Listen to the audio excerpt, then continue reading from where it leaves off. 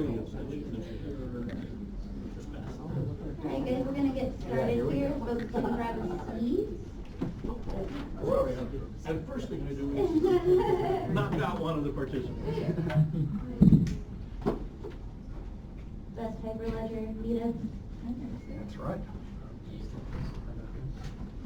Alright.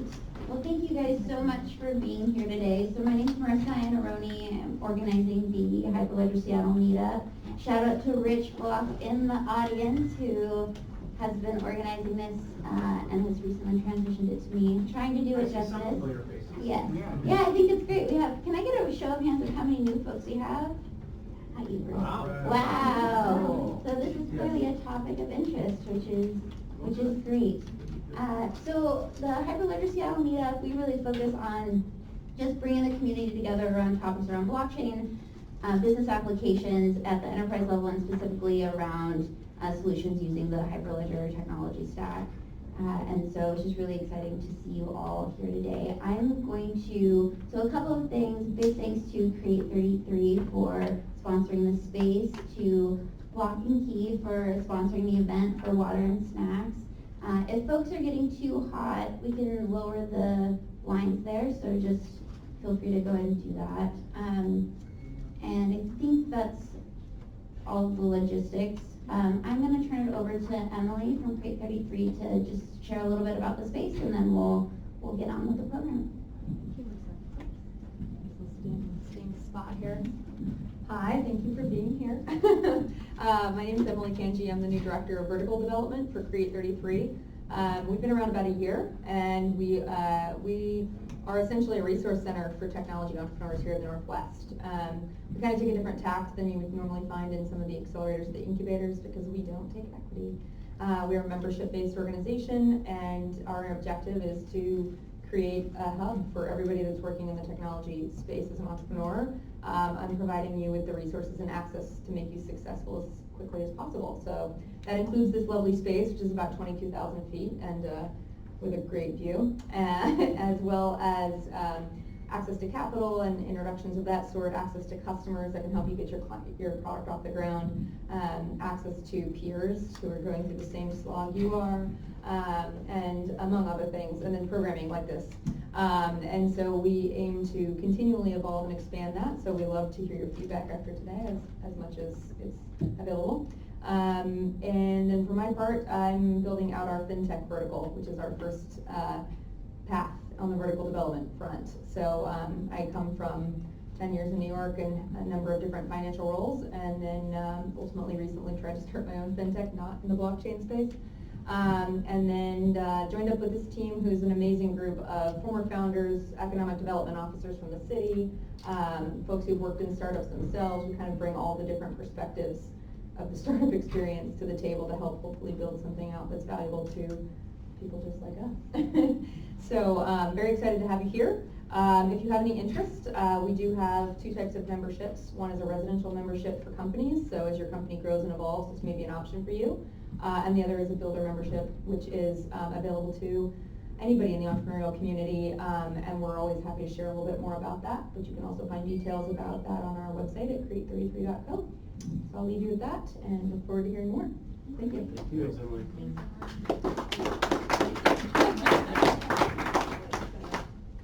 Good to go? Okay, yeah, we're good.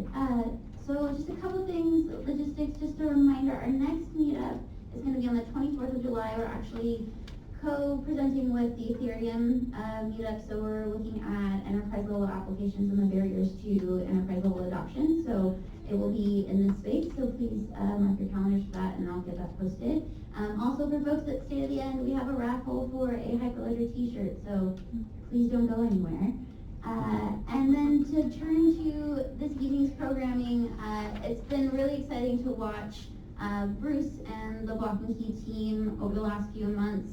I think Bruce and I met at a Hyperledger Seattle meetup last year, so it's very exciting, and it's my pleasure. I'm going to introduce you to Mickey Pierce, who is working in marketing for BlockNKey, and she will introduce you to the team and the presentation, and we'll go from there. So thank you. Hi, my name is Vicky. And I have the pleasure of introducing to you the co-founders of BlockNKey. I happened to meet some of these folks at Microsoft when I was there, and they kind of circled me in early on. So first I'd like to introduce Ali, and Ali has 10 years of experience in the entrepreneurial space, and specifically in blockchain solutions. So he founded a company called Ellipsis Technologies, and they have created blockchain solutions for enterprise companies like IBM and Thomson Reuters. So next is Yuri. Yuri is I think we can call him a serial entrepreneur. But Sure. At some point, you don't want to mention how many years you've been an entrepreneur because it becomes counterproductive. Many years of many startups. So I met Yuri having to do with mainframe emulations. And so we won't even go there or even ask anybody about if they knew something called JCL, job control language. We won't even go there. But Yuri is in charge of architecture and development, and Yuri is a blockchain advocate on the enterprise in the enterprise world, and has been working in that for quite a while. And then Bruce is one of our other co-founder. Bruce is the CEO of BlockNKey, and Bruce comes with a lot of enterprise background from IBM. He was a general manager at IBM, at Microsoft. Most recently, he was the general manager and senior director, I beg your pardon, of strategic relations at Microsoft. So we've got a lot of different pieces to the puzzle. One of our other co-founder wasn't able to be here today. His name is Patrick Townsend, and Patrick is a security and compliance guru, and has written articles for just about every technology magazine that's around. IBM Systems Magazine, Info Security. He works with MongoDB and IBM. So we've got a lot of depth in all of the different areas. And with that, I think I'll pass it over to Bruce. Thank you.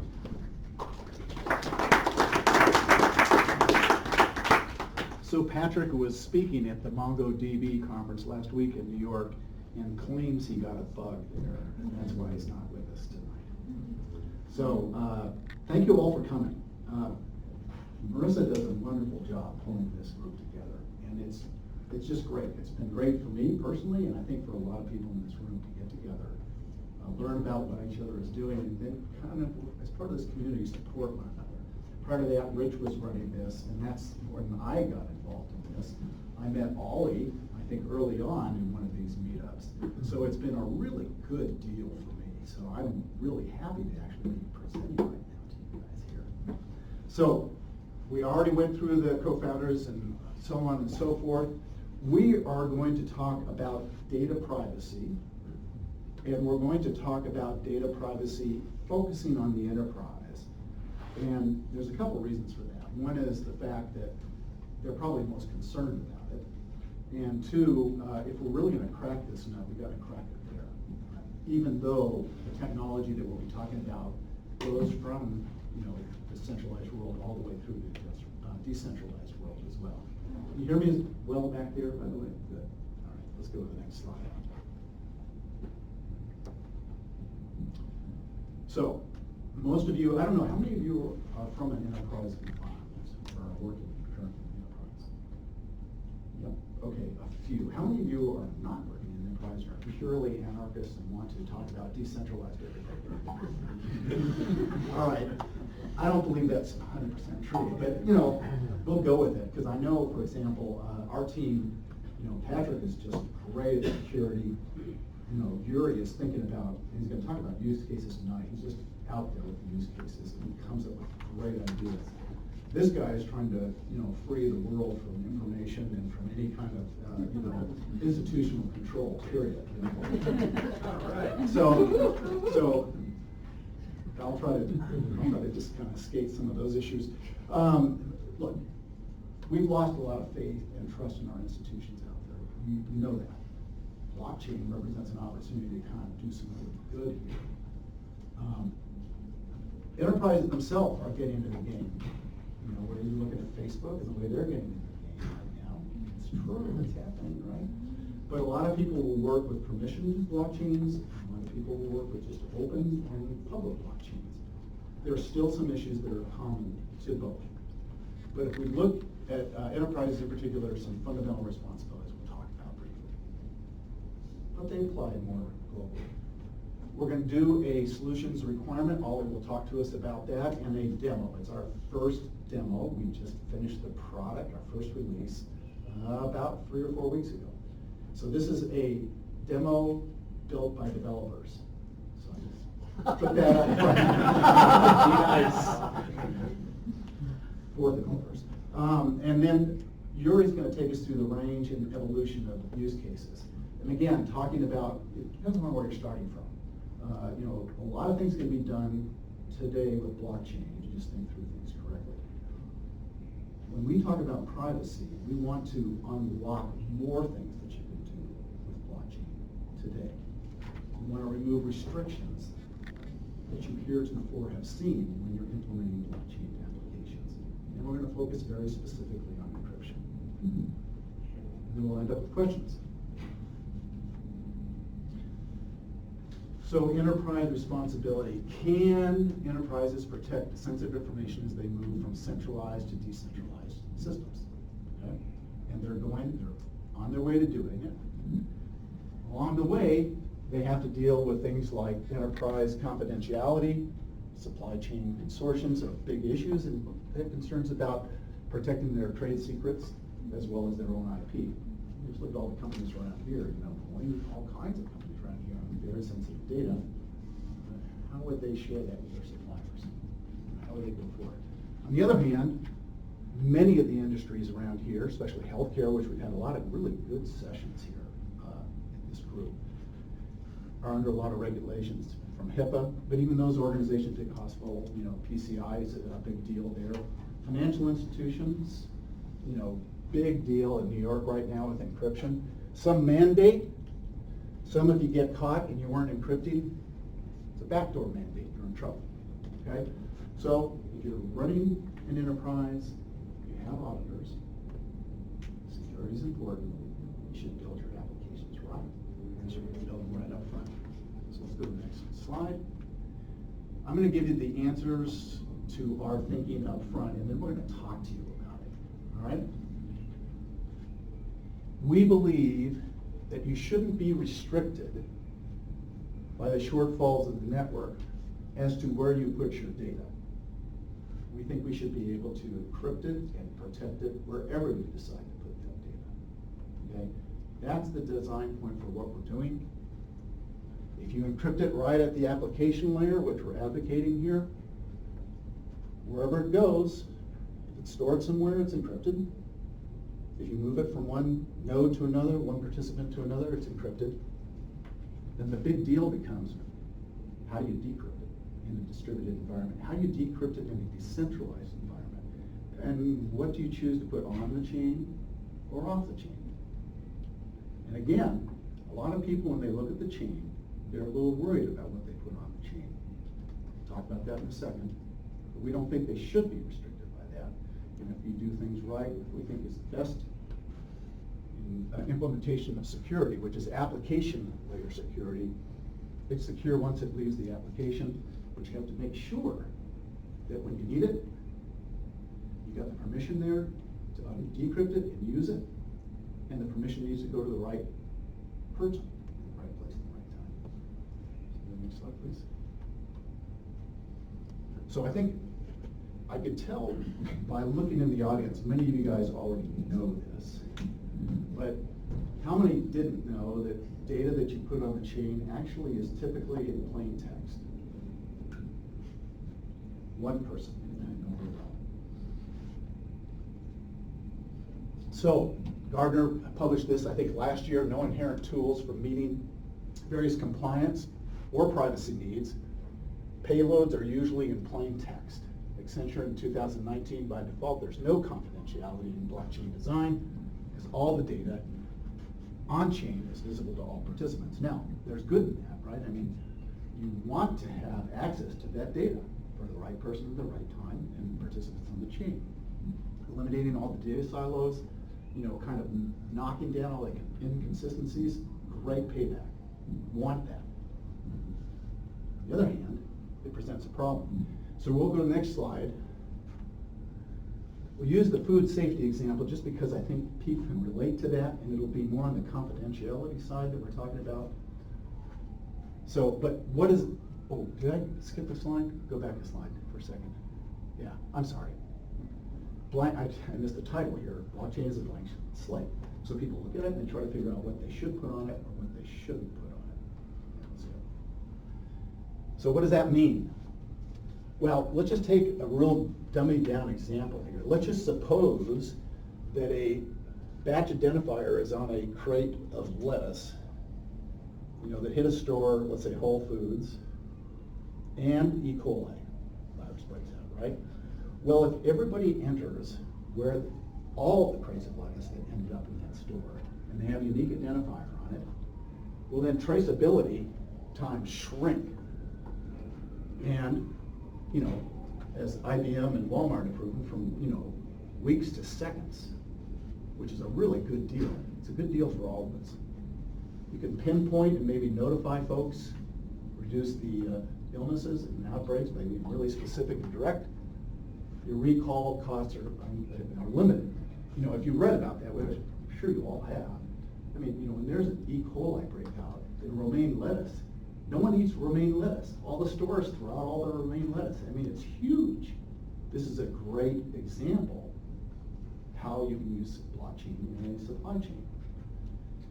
Problem is, can be valuable information required on the chain in order to make this work.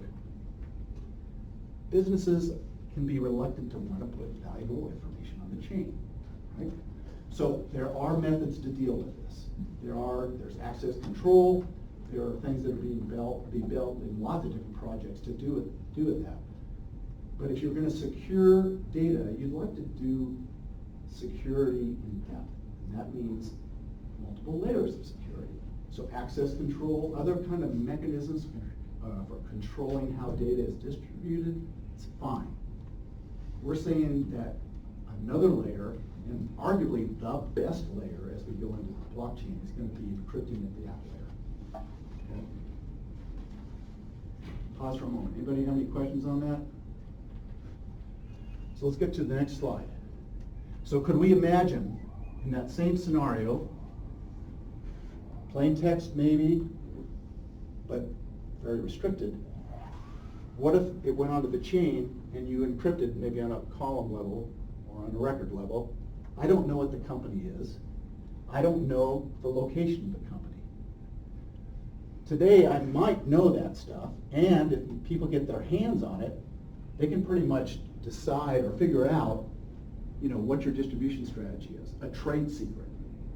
And that's a bad thing. And we had actually early on, which got us going further, had a company approach us on that and talk about concern about security and the fact that if it got into the hands of multiple data on a supply chain, the AI scientists could really decipher exactly what your distribution strategy was. And that was a big competitive disadvantage. Now you can go through your own examples in your own industries, the own things you're doing, healthcare, genome, protecting trade secrets, patient information, all kinds of different things which we think about when we think about blockchain. How do you protect the data?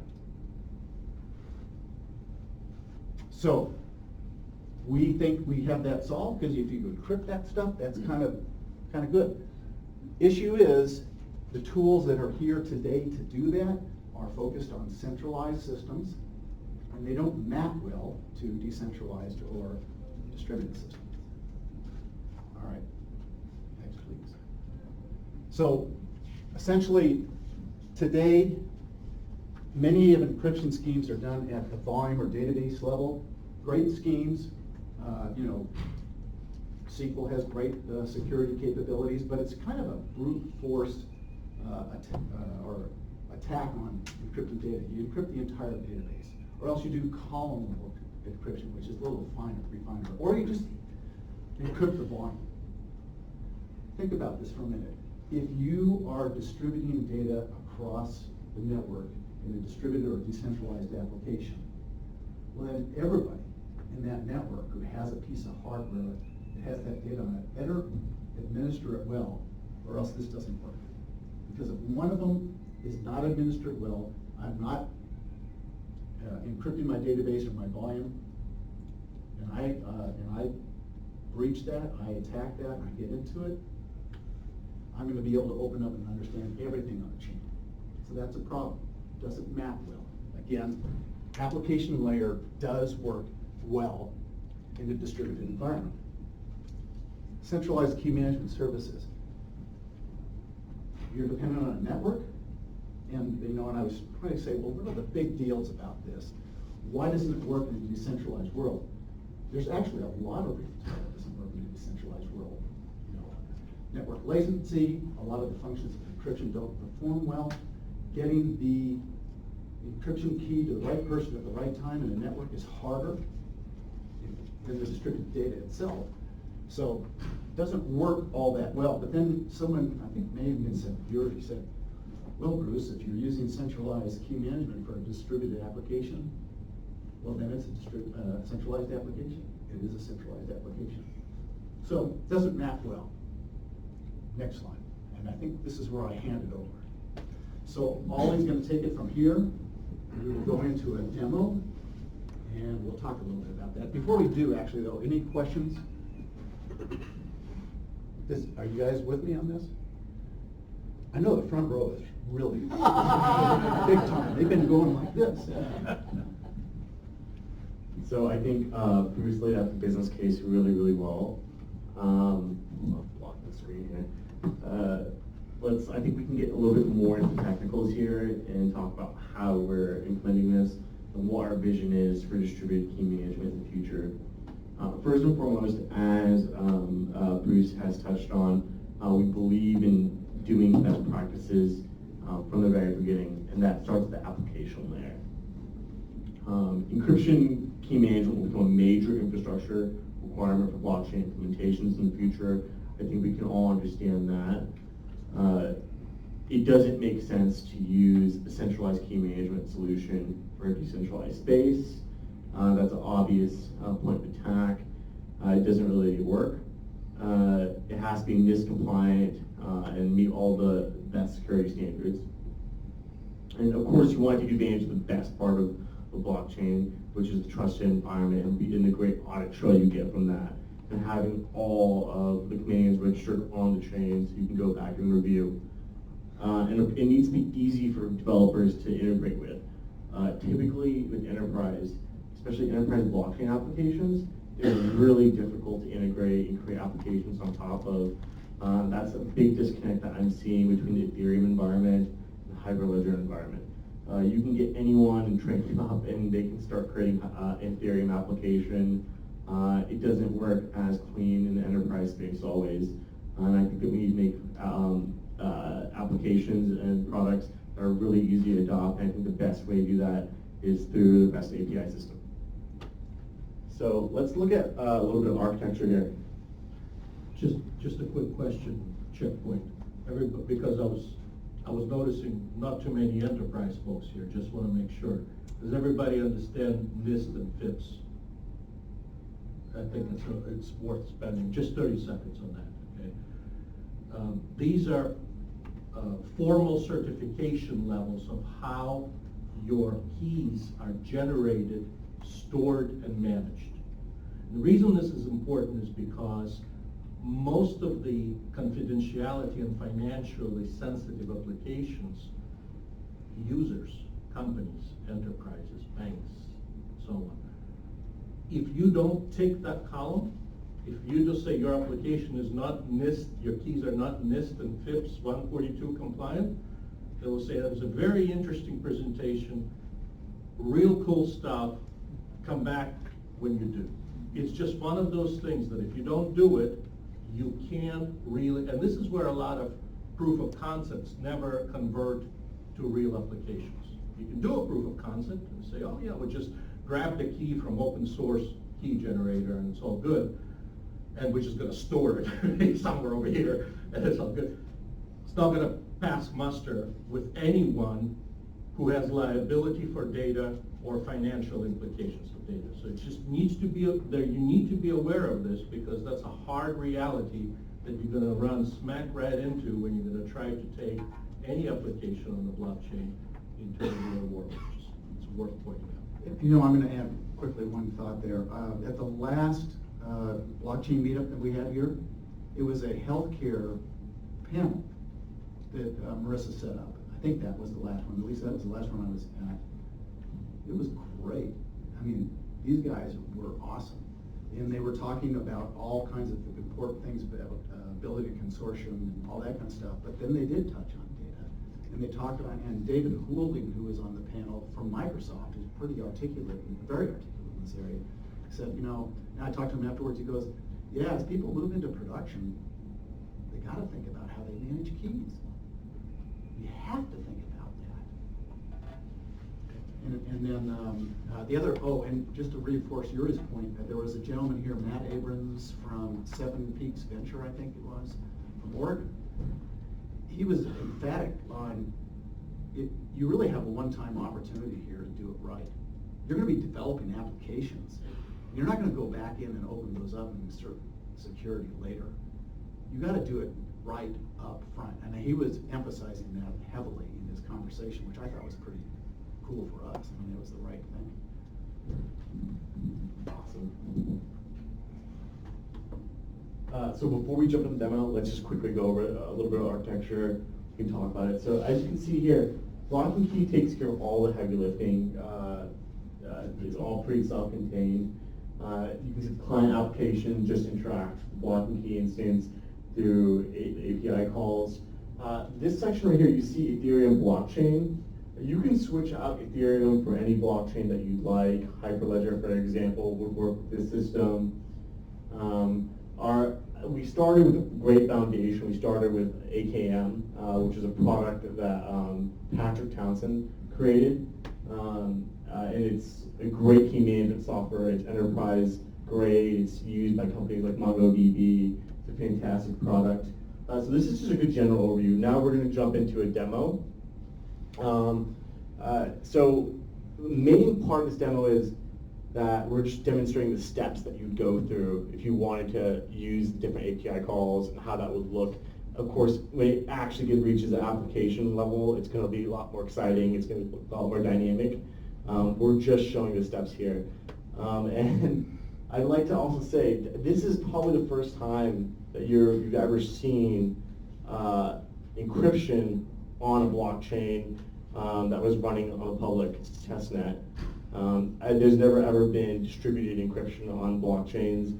This will be one of the first times. And one demo. So one quick note too, what you saw there in the architecture. Can't hear you. What you saw there in the architecture, what makes this work fundamentally is all that functionality is in every application node, every node, so it's distributed, it's everywhere, including the key vault. Okay, so this is fundamentally the secret sauce that makes this work. All that capability is decentralized. Now the challenge becomes, how do you coordinate it? Right? How do you coordinate that? Well, you can do it natively on blockchain, which is what we like to do. Right, that's a So great point. Basically, what really kind of a quick shortcut of saying is that whole infrastructure is repeated as many times as there are members in your network. So, and members could be companies, divisions, and on and on and on. But if this resource is replicated, and effectively the blockchain becomes not only audit record of all that transpired between them, but also a mechanism of sharing key components, data in this case, for the purpose of enabling certain functions, business functions in different members. That's also important. Yes? So is this also decentralized? Yes. Anyone can run your node? Yes, on the exactly. So you're running a node, I mean, again, this could, you don't want to prejudge it. You could have a permission-based network where everybody is very well established what they do and what, how they're onboarded. You could also have an ad hoc network permissionless network where people join at will. But fundamentally, if you're going to manage keys with BlockNKey, you're going to have an instance, a stack of capability, which includes the key manager and all of the cryptographic functions that go along with it in every instance that you operate. Make sense? So you could use it on a public Ethereum chain, you could use it on a private Ethereum chain, you could use it on a Hyperledger consortium. It's whatever you like. So let's jump into this. How individuals and organizations can use BlockNKey to protect and control their confidential information when developing blockchain solutions. The number of blockchain nodes can range from a few up to hundreds of thousands or even more. For simplicity's sake, we will demonstrate the interaction between just two. Imagine that node 1, which is the window here, represents one participant on the blockchain, and node 2, which is the window to the right, will represent a different participant. Encryption keys will be created and used to obscure data owned by the first participant. We will show the basic building blocks of how information is encrypted and protected from others on the chain. We will illustrate how that permission can be granted to others to view that information, and we will then show how permission can get revoked, and finally how that data can be deleted permanently. All this activity is recorded on the blockchain, and we will provide a summary view of the activities as they recur. In this step, we will create a symmetric key that the participant in node 1 can use later to protect his information through encryption. The end result is that a key has been successfully created and recorded on the ledger and stored in the key vault of every node in the BlockNKey network. Let us start by creating key with name myKey on our node. Very creative. submit the request. I like the name. Developers A key are is always the created same. in the node I tried. key vault, and a transaction is submitted to the ledger. You can see that key has been created in the key vault, and a transaction has been written to the blockchain ledger. We can observe this transaction on the blockchain itself. If we refresh the page,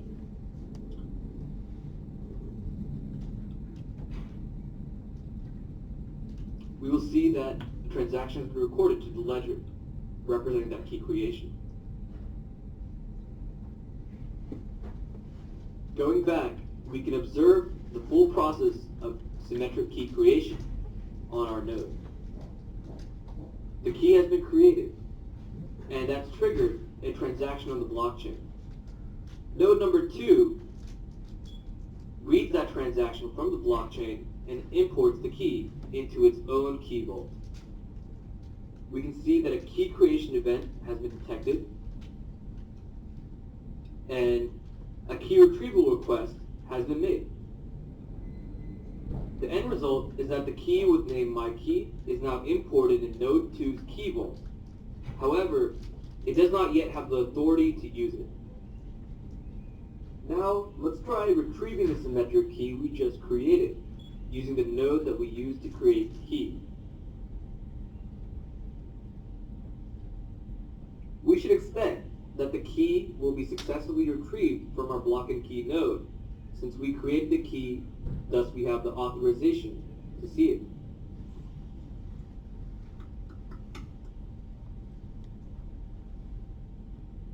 And it looks like that result was successful. The result is that we get the key from our node, and we can use it to encrypt data. Now let's demonstrate what it looks like to perform the same operation on a node that does not have the authorization for that key. So let's go over to node number 2. We will try to get the same key with name myKey, and we will expect that it will fail because it does not have the authorization for this key. You can see that the error has been returned and that the key access is not granted. This is because node number 1 has not given authority for the key it created to any other node. With BlockNKey, participants can create encryption keys that can be used to obscure data. We've created a key and demonstrated the process of retrieving that key from nodes that are authorized and nodes that are not authorized. In this step, we will demonstrate encrypting data with the key we just created.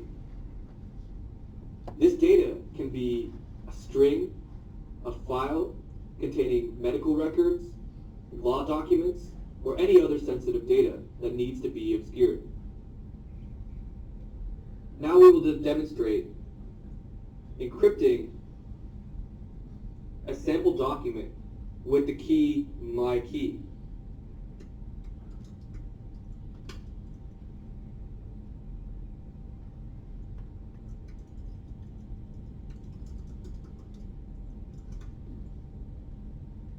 Now, let's try and encrypt. Okay, the end result is that we get a ciphertext, which is the encrypted file, and an IV, which is another component in symmetric key encryption.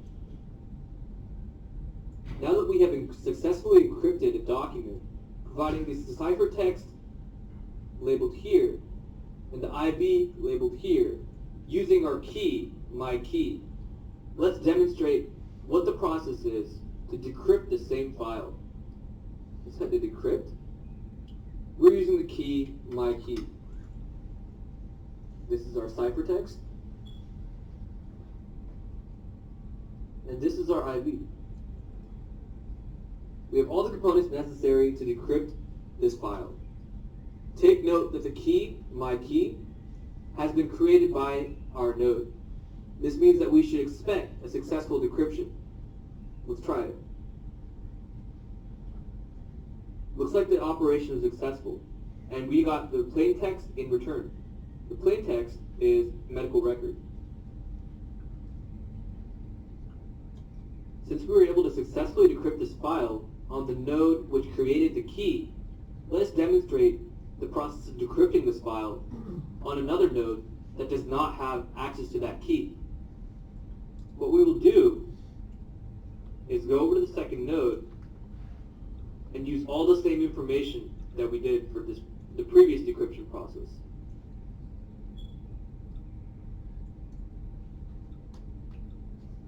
So we will attempt to decrypt the following ciphertext using this key and this IV. Take note that this node does not have authorization to use this key.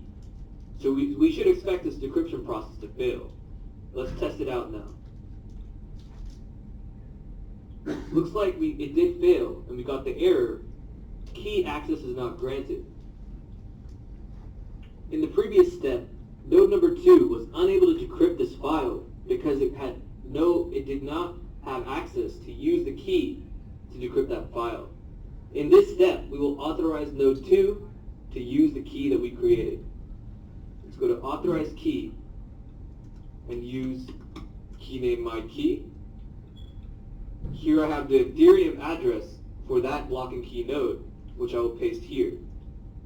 In this step, we will authorize that node to use the key name myKey.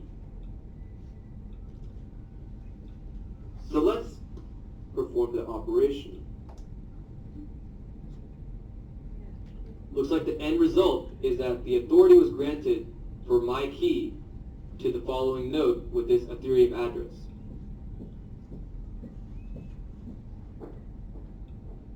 Now that node 2 has been granted access to the key with name myKey, we will try and perform the same decryption operation.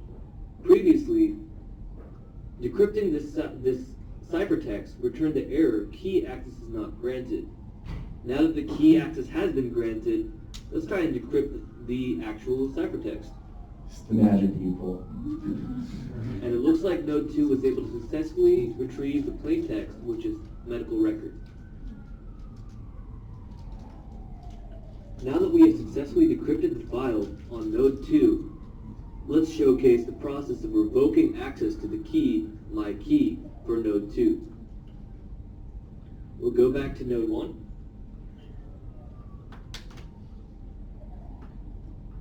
And we'll revoke access to the following key, myKey, for the node with Ethereum address listed here. When we submit this request, we will expect that the the key access for node 2 will have been revoked. And node 2 will no longer be able to use the key MyKey to decrypt files. Let's try it. It looks like the result has been, the authority has been revoked for key MyKey to node with this address. Now that key access has been revoked for node 2 for key MyKey, as shown here, let's try and decrypt the same file on node 2 to show that the node is no longer able to get that file. In node 2, we have the same key name, we have the same ciphertext, we have the same IV. The only difference is that node 2 is no longer authorized to use this key. Now let's try and decrypt the file. It looks like we got the error, key access is not granted. This is because node 1 revoked access to node 2 as shown previously. Finally, we will demonstrate how the blockchain is used in BlockNKey to allow for full transparency of events taking place, while guaranteeing security and integrity of data. Here we have the smart contract for the symmetric key encryption. We can view all the transactions taking place on the smart contract. We can also drill into specific transactions to see the details of how they took place. For example, the latest transaction shown here shows the address of the node which we revoked access to just moments ago. Going back, we can see the entire event log that took place on the smart contract. For example, the same node was logged in this event. This event log is also what BlockNKey nodes read for importing keys that are newly created.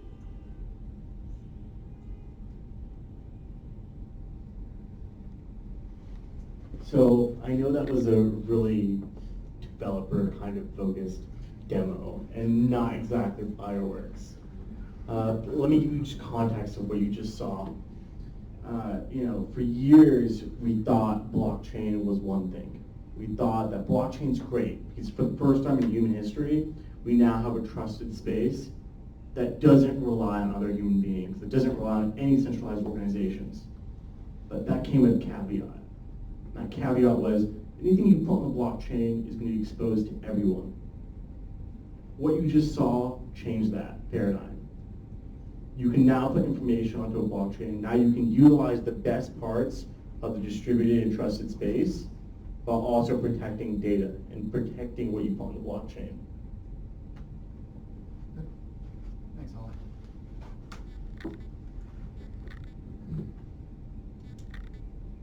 Should I just drop the mic or what?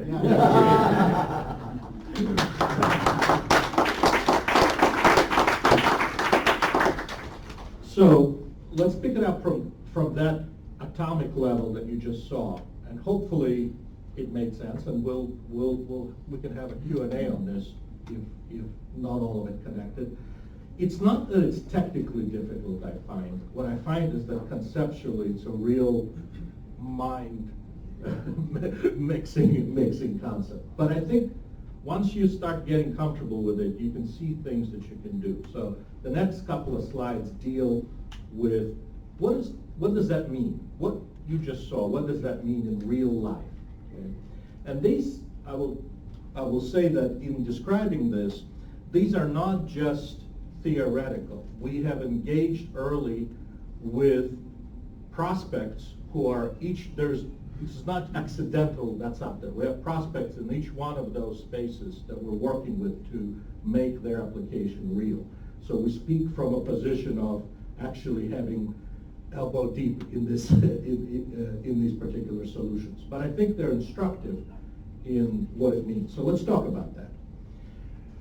The first, and really this will be in the order of closest to today's reality to farthest away from today's reality. Okay, so it's a bit of a continuum. we seem to have the blockchain space that's divided into two worlds. There are people who want to make it work just in today's infrastructure and really don't care about all of the philosophical aspects of it. Just, what does it mean for my database options? And then there are people who don't want to hear anything about legacy. They want to build a big, brand new, beautiful world out there that's totally decentralized, right? But the reality is that it's going to be a process, and it's going to be a continuum, as with any technology.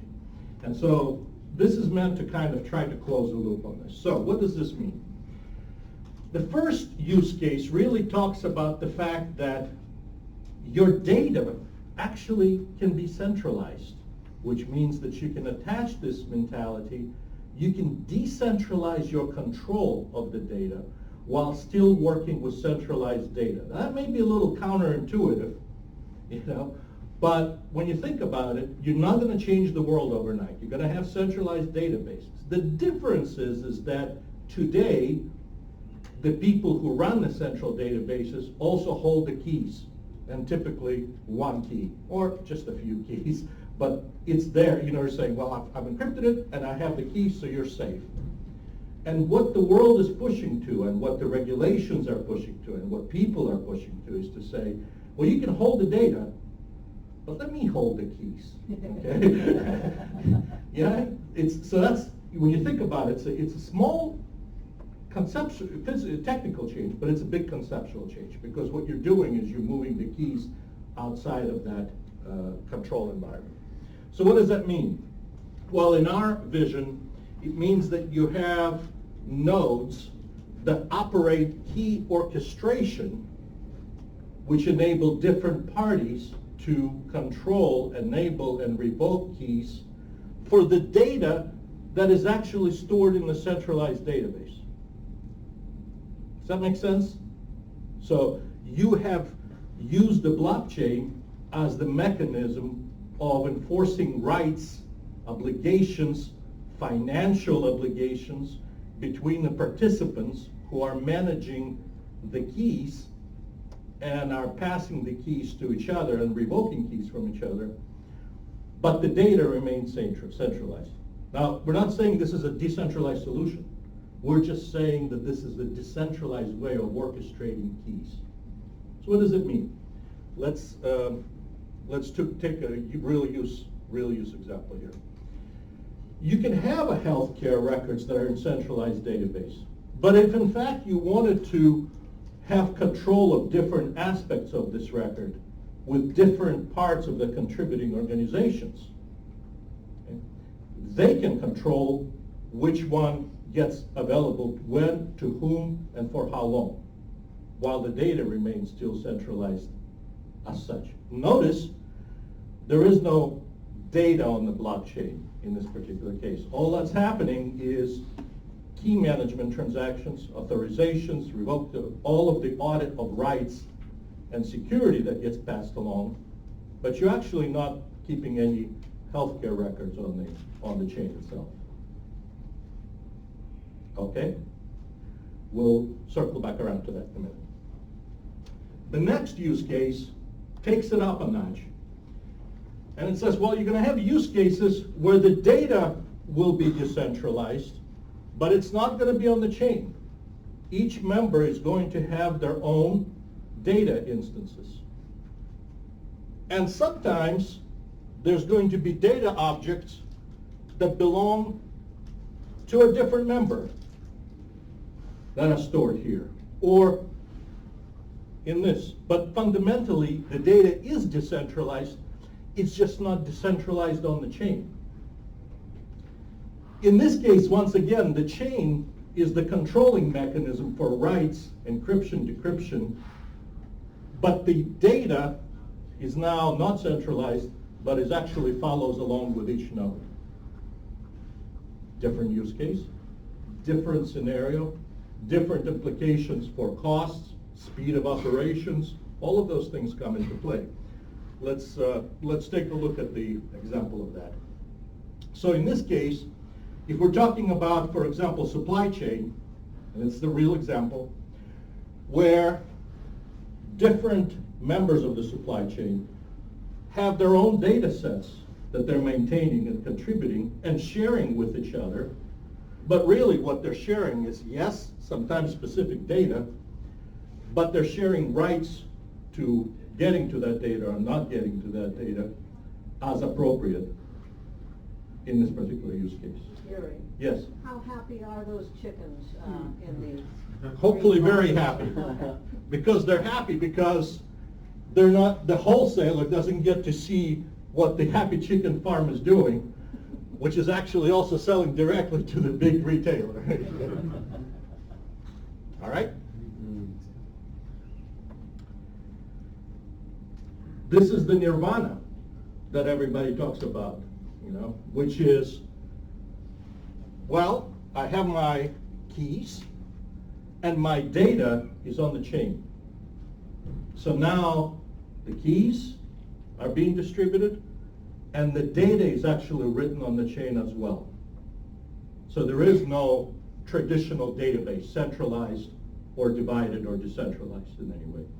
The data is now writing on the chain. The issue with this, of course, again, a use case scenario.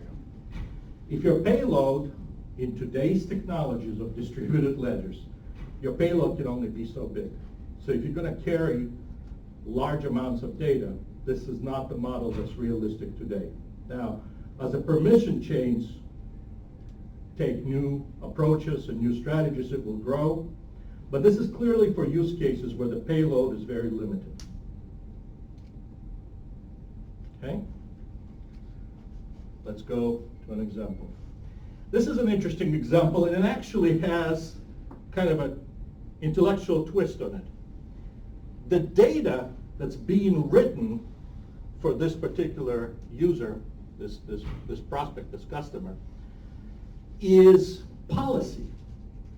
Policy of how to treat digital assets written in the form of smart contracts on the chain.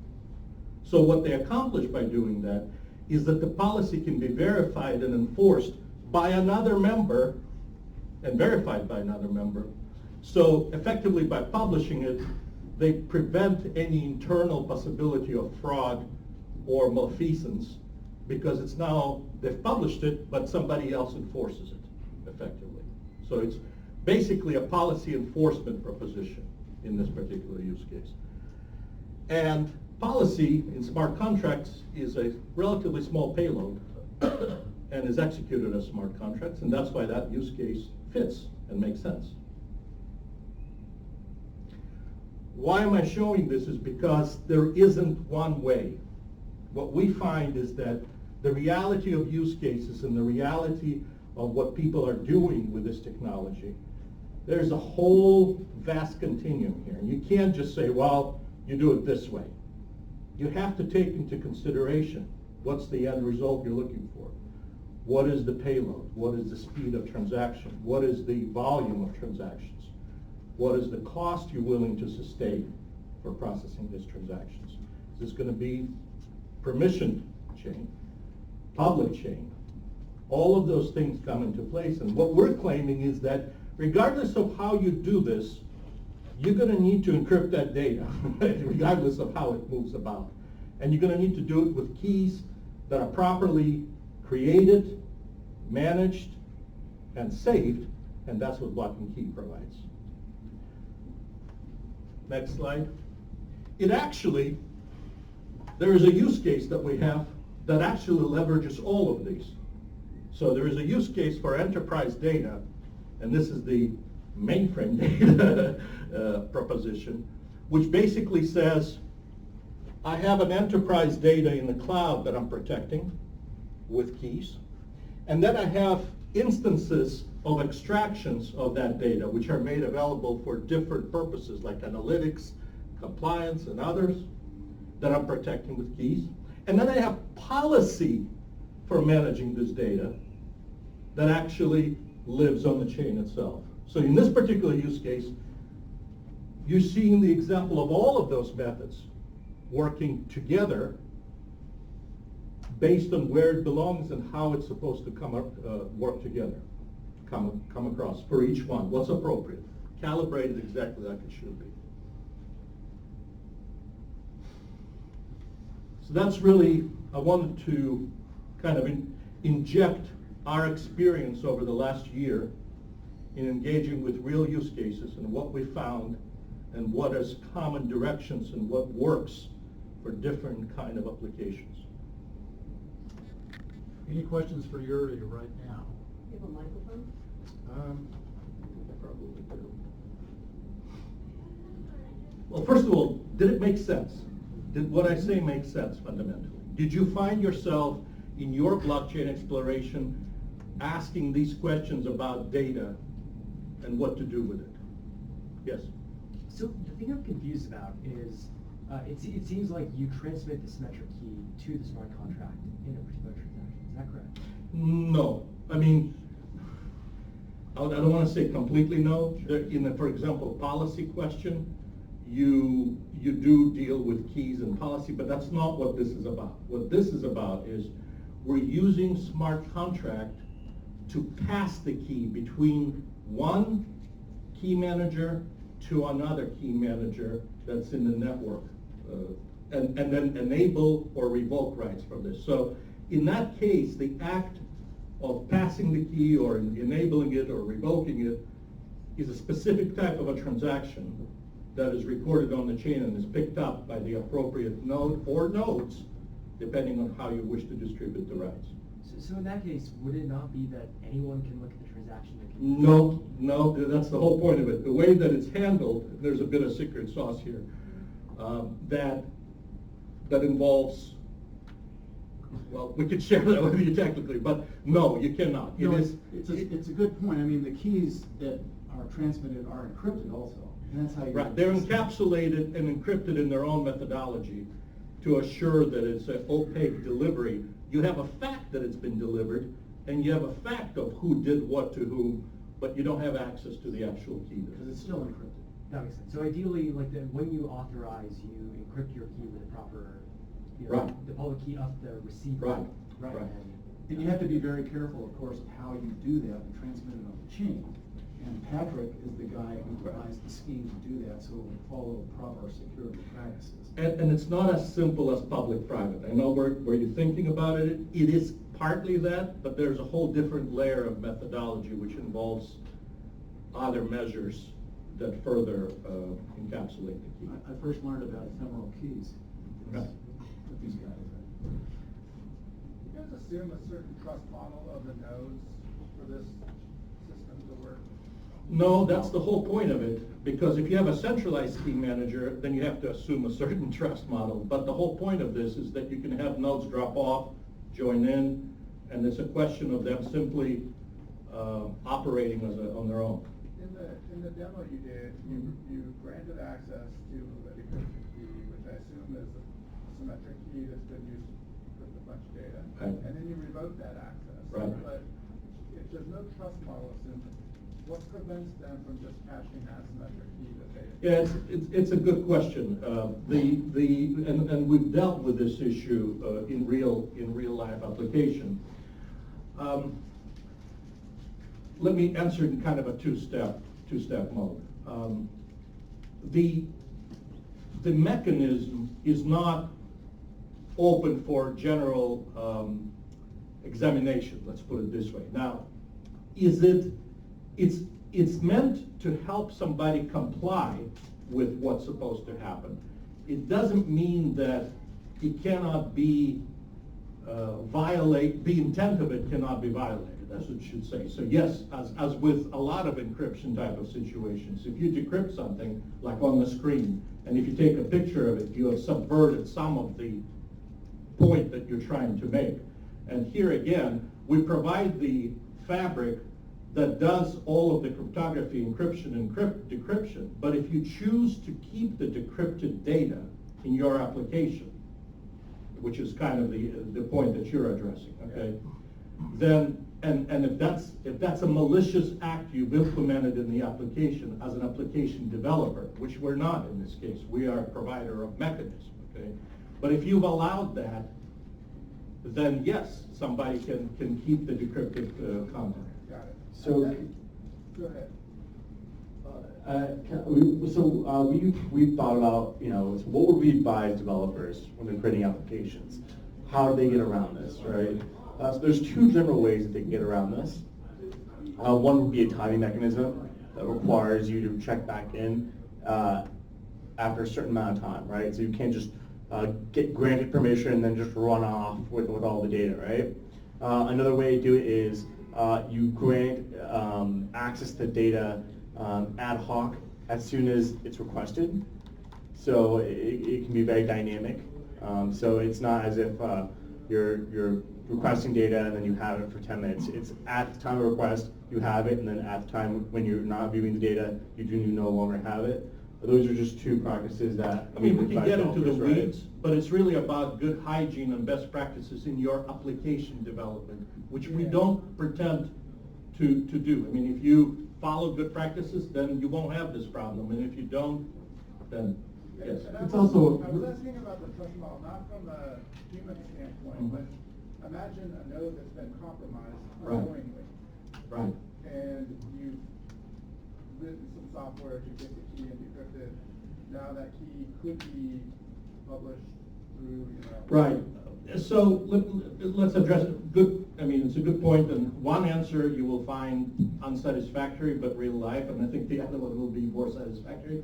But the first point is that actually one of the reasons we use this hardened key manager is because it's not that simple that both the key management functions, generation management and use and encryption, decryption are all within a hardened enclave of that part. So that's a significantly harder thing to deal with, okay, so which is a good thing. Having said that, one of the inherent benefits of a decentralized system and decentralized data is that, of course, significantly lessens the price. So if you manage to hack one node and you get the price for that one node, it's not the same as getting the mother load of the entire database access and having all the access to that. This is not some kind of a magic silver bullet that conquers all challenges, but it is significantly more robust than what's happening right now in the space. Fantastic comments, by the way. Thank you so much. Good question. Yeah, really good. Can you compare and contrast this to the problem I'm having with all this is, many CA exists, key proxies exist, YubiKey and other key secret managers already, CyberArk, whoever, Right. already exist, right? And if you integrated any of these solutions together, it sounds like you would be able to do almost all your use cases in the kind of traditional way. Can you explain to me why this would be Sure, those ways? sure. A couple of points. One is, so you run into all sorts of shortcomings. The main one that you will find is that the proposed architecture says everything is nicely decentralized, but not the key manager. Key manager is still centralized, so you're relying on that one provider. So that's one case. Sure. There is a whole host of, as is typical, open source and other tools that you can work and weave into your work if you know how to do it, if you know how to properly implement it, if you have a right scheme that you have thought through about how you're going to pass the keys and under what conditions or what roles. We're not necessarily saying that you couldn't achieve this through careful design, architecture, taking pieces and doing development yourself. That's not what we're saying. We're just saying that you can do it a lot faster, reliably, compliantly, very importantly, to NIST and FIPS with what we're providing off the shelf. So it's not it's not like, oh my God, you couldn't do it. If you have enough people who know and understand security and know how to understand really how to do it and how to do it in a compliant manner and how to avoid the pitfalls, then given enough time and money, you can do it. So is your value proposition that you've gone through certification with Yes. and everyone Yes. else, and so they've already signed Yeah, off? that's that you certainly can- part of value proposition, but the other part of value proposition is the ease of engagement. So we have an API level that you can just simply hook onto and use for this purpose. Yes. That's a great lean into thinking about your first clients and thinking about adoption barriers. Mhm. Just go ahead and On that. There's some interesting, it's been interesting. The adoption barriers is probably as much what we found with the developer mentality as anything else. A lot of the developers in this space just don't care, you know. I'm gonna grab me some Ethereum open source key generator. I'm gonna stick it in. It's good enough for now. I'll get through and then I'll worry about it afterwards. And then of course, worrying about, there's nothing things as permanent as temporary solutions, right? So it's some of it is just the mentality of this is a not important piece. What I'm doing is important. This is something I can take care of later. And that's of course, if you look back 20 years, this was the problem with the original security propositions is, oh, we'll deal with it later, and then you have Equifax. So it's what we're trying to say, do it right up front, do the right hedge in front. So that's one, okay? Two is what we found is that's for the people who are in the decentralized space and are all sold on the blockchain. For people who are in the enterprise space, it's a really difficult mental leap from centralized key manager under my control behind my firewall that I'm totally in control of. All of a sudden, sharing keys with external parties. That's a paradigm shift that for enterprise folks is not a simple one. You know, to that point. Which is why actually we found more traction with people who already have a pressing need to move legacy data into the cloud. So when you think about that, it's sitting there in a silo and it's protected by old tools and old means, but they're being pressed to ETL their data into the cloud and move it into analytics and the other tools, and they're going, these are my crown jewels. How do I control this? You know, and then all of a sudden that becomes a real impetus to do that. Right? So I was just going to add that, you know, to some of these questions that you had before too, we have kind of a microcosm of a developer mindset over here. Really good developers. You know, they know how to develop in Hyperledger. They know how to develop in Ethereum. They know they're tracking all the changes in blockchain and what's going on, what works, what doesn't work, what are the blocks in terms of performance, how do I have to cut down, all that kind of stuff. And they could build this stuff, and they could do it really quickly.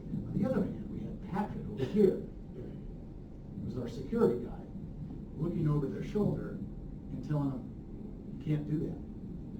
That's not best practice. It's not best practices. An auditor is going to come in and take all of that work that this enterprise did and say, you can't implement that.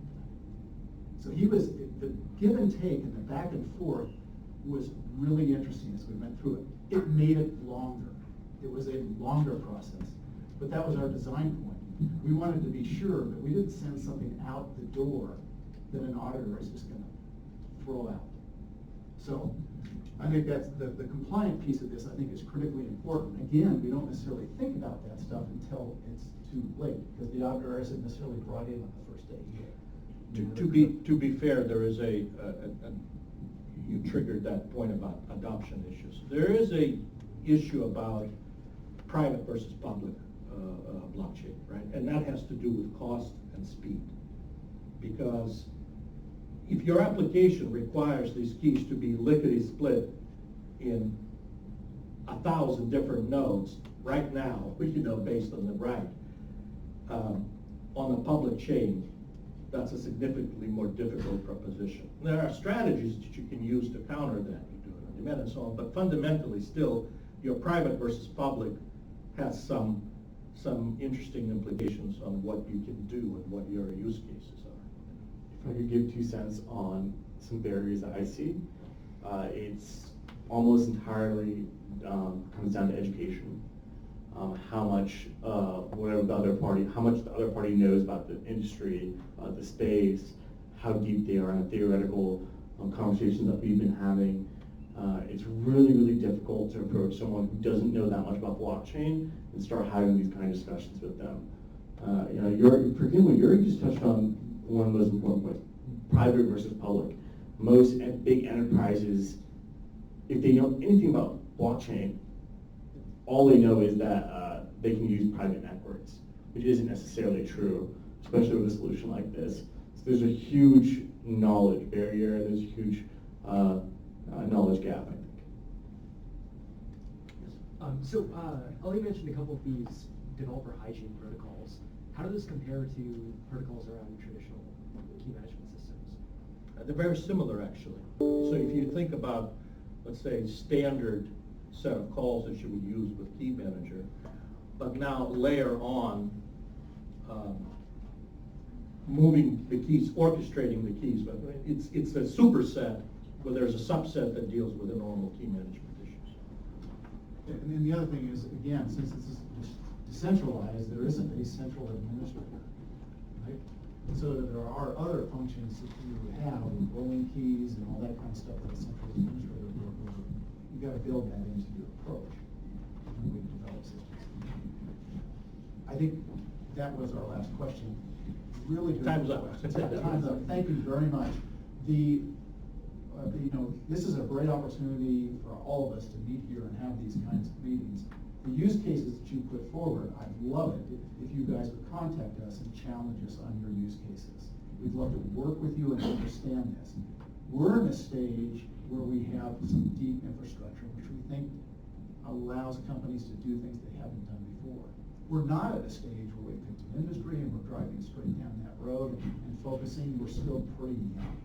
So to the extent that the Seattle community can help us with their thinking, and we can maybe help the Seattle community with their thinking on use cases, and prove some of this stuff out for ourselves, very useful. So thank you for coming tonight. Thanks for the really outstanding questions.